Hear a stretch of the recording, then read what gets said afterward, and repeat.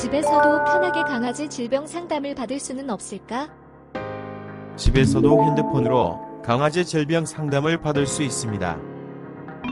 우리 펫닷컴에서 수의학 박사 닥터엠에게 강아지 질병 상담을 받아보세요. 안녕하세요 여러분, 수의학박사 닥터엠입니다. 강아지 기침, 사실 대수롭지 않게 생각했었는데요.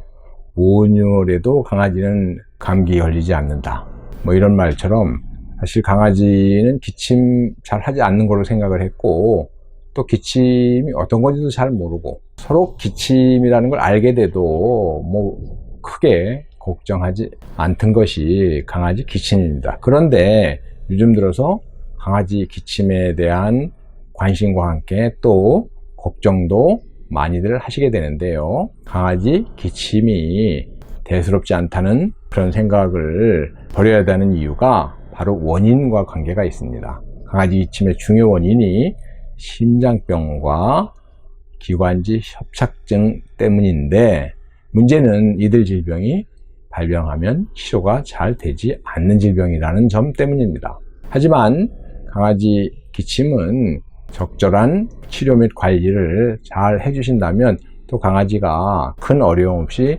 살아갈 수 있게 되는데요. 앞으로 여러 차례에 걸쳐서 강아지 기침에 대한 이해와 기침을 대처하는 방법 등에 대해서 상세하게 설명드리고자 합니다. 감사합니다. 안녕하세요 여러분, 이번 시간에는 강아지 기관지 협착증 치료 및 관리에 사용하는 약에 대해서 알아보겠습니다.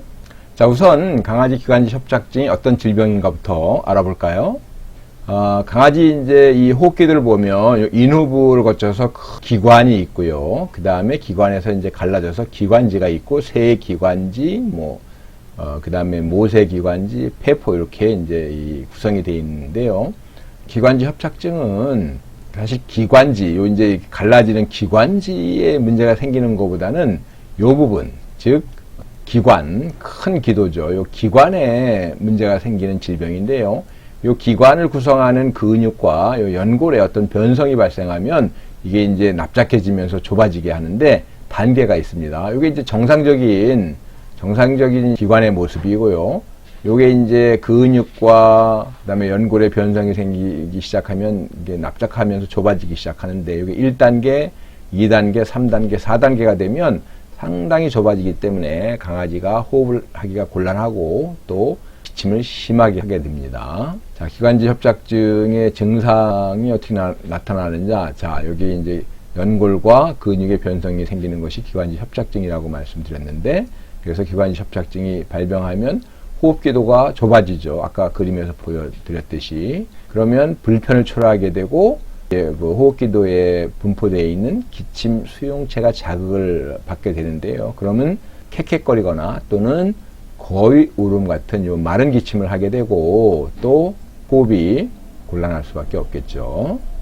자, 그럼 기관지 협착증의 치료 및 대처 방법에는 어떤 것이 있는지 알아보겠습니다. 이 기관지 협착증, 이 기관에 발생한 문제, 그래서 좁아진 기관지 협착증은 사실은 근본적으로 치료를 하려면 요 좁아진 데다가 인공링을 삽입하는 방법이 있습니다. 수술로 열고 그다음에 인공링을 삽입하는 건데, 현실적으로 아주 어려운 수술입니다. 특히 소형 품종 강아지, 우리나라에서 많이 키우시는 말티즈 같은 소형 품종 강아지는 현실적으로 수술이 불가능하다, 이렇게 이해하시면 되겠습니다. 수술로 이렇게 인공링을 삽입하는 것이 근본적인 치료법이지만 이게 불가능하기 때문에 소형 품종의 경우는 특히 요 연골의 근육의 변성을 늦추거나 최대한 억제하는 이런 방법이 관리법이 되겠습니다. 그러기 위해서는 연골의 변성을 유발하는 여러 원인들이 있는데 아직 밝혀진 것이 많지 않지만, 우선 활성산소 이런 것이 원인이 될 수 있기 때문에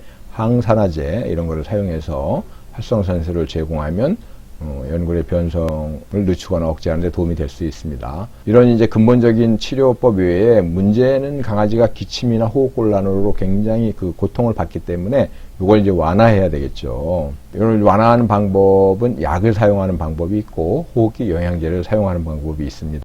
자, 기관지 협착증에 사용하는 약에는 어떤 것이 있느냐? 우선 기침을 억제하는 약인 기침 억제제, 진해제라고